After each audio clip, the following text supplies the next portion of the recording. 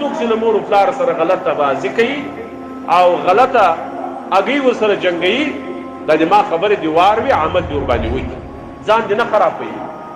ځان خرابېدل یې دا یاد وساتئ دا ځوانانو ته دا وایم تاسو به تجربه کړې وي دا مشرانو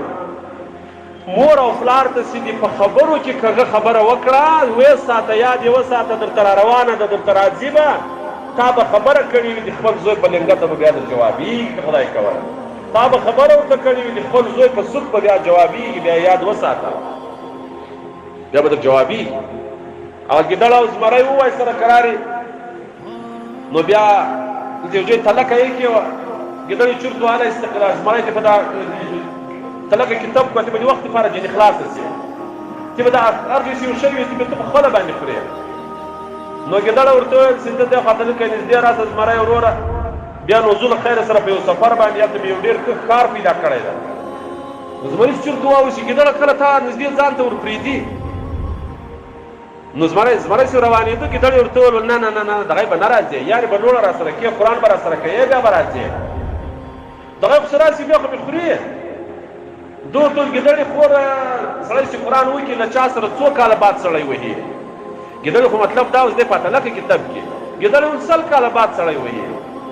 زمري چې چورت وواهه 100 کاله بعد به تا بیا قرآن وهي نو دا به اوس لا دلته تر خپلو برېتو قربان کې 100 کاله بعد به بیا ګورو نو زمري ویل دا خو ټیک دی 100 کاله بعد سړی وهي نو قدمونه یې راواخیستل چې یو 3 قدم یې راخیستل په تلکه باندې تپ سو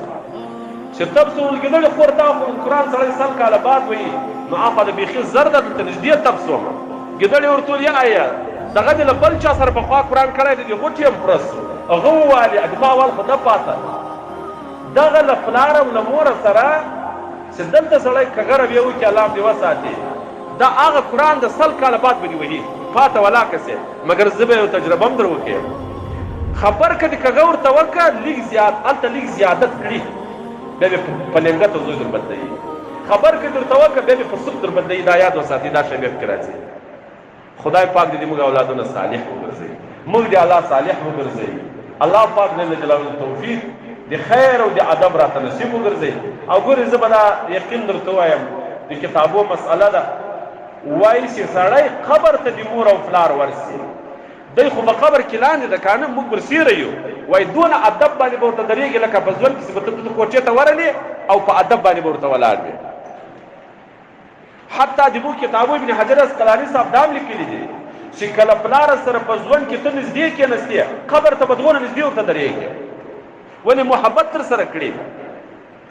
او کله پلار سره ته په ژوند کې نږدې نه کېنستې کالي دې نه ورسره لګېدل په غېږ کې په لویونیو نه ورکېنستې لاس دې نه پر اړو چې قبر ته ورلې دغونه ازاد به جن درېږي ځکه دا د ادب تقاضا ده نږدې به نه ورته درېږي ملنډې به نه وایي ریا او چمونه به نه کړي په ژوند کې به ازاد ناست وي اوس په قبر کې بیا دې تو پر پښو باندې پښې ورږدې که په ژوند کې ورسره محبت